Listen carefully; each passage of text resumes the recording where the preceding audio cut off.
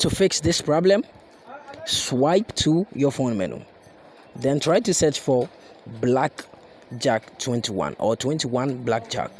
Then now when you find the app, use your finger to tap on it for some while. Now tap on application details.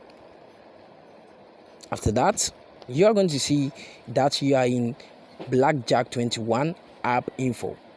So what you have to do next is to tap on notification and make sure the show notification is toggled on. So as you can see, all notification dot is on. Now go back, tap on storage and cache, tap on the clear cache, tap on clear storage, then now tap on OK. Now go back.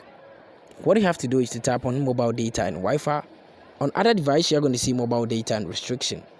Try to turn on the background data on. So after doing this, go back, then you tap on the force stop, then you tap on OK. After doing this, what you have to do next is to go to your Google Play Store to update this. So after updating this, what you have to do lastly is to reboot your device. So tap on your power button for some while, and you're going to see reboot. So tap on the reboot to reboot this.